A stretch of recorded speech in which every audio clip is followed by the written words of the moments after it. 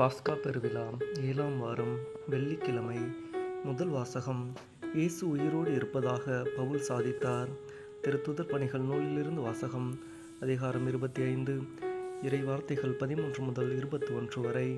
அந்நாட்களில் அகிரிப்பா அரசனும் பெர்னிக்கியாவும் பெஸ்தை சந்திக்க செசாரியா வந்தனர். அவர்கள் பல நாள்கள் அங்கு தங்கி இருந்தபோது பெஸ்து பவுலுக்கு எதிரான வழக்கை அரசனிடம் எடுத்து கூறினார். பெலிக்ஸு கைதியாக விட்டு சென்ற ஒரு மனிதர் இங்கு இருக்கிறார்.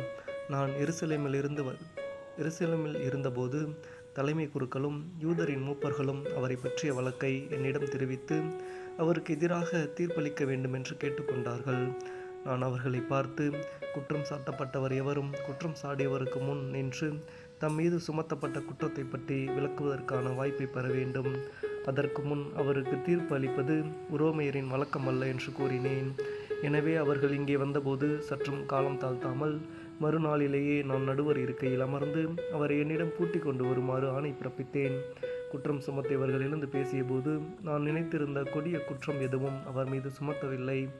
அவர்கள் அவருக்கு எதிராக சொன்னதெல்லாம் தங்கள் சமயத்தில் உள்ள சில கருத்து வேறுபாடுகளாகத்தான் இருந்தன. இறந்து போன இயேசு என்னும் ஒருவரை பற்றியும் அவர்கள் பேசினார்கள்.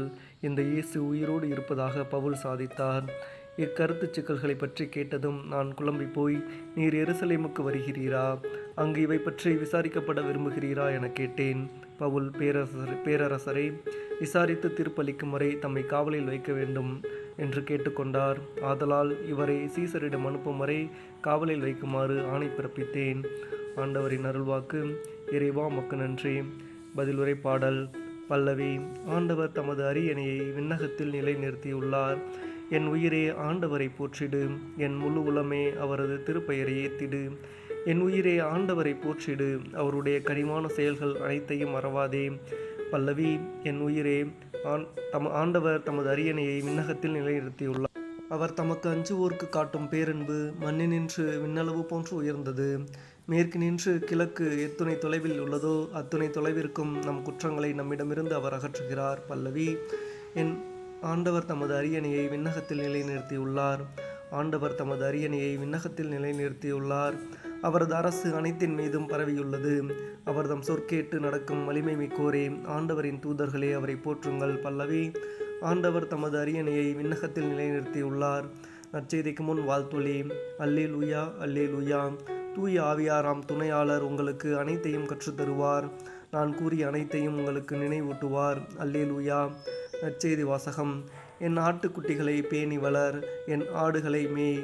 யோவான் எழுதிய தூய நற்செய்தியிலிருந்து வாசகம். அதிகாரம் 21. இறை வார்த்தைகள் 15 முதல் 19 வரை.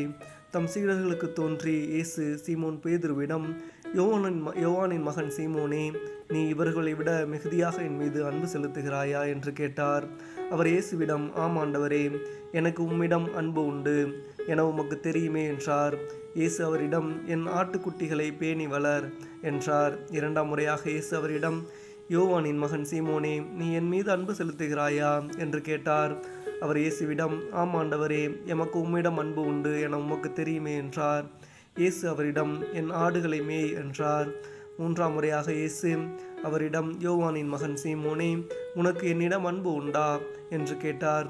உனக்கு என்னிடம் அன்பு உண்டா என்று இயேசு 3ஆம் முறை கேட்டதால் பேதுரு துயருற்று அவரிடம், ஆண்டவரே, உமக்கு எல்லாம் தெரியுமே, எனக்கு உம்மீது அன்பு உண்டு என்பது நீர் அறியாத ஒன்றா என்றார்.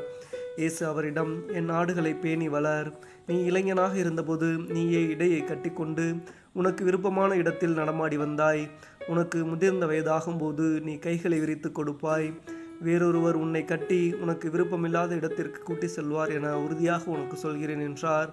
பேதுரு எவ்வாறு இறந்து கடவுளை மாட்சிப்படுத்தப் போகிறார் என்பதை குறிப்பிட்டு அவர் இவ்வாறு சொன்னார். இதை சொன்னபின் பேதுருவிடம், என்னை பின்தொடர் என்றார். ஆண்டவரின் அருள்வாக்கு. கிறிஸ்துவே உமக்கு புகழ்.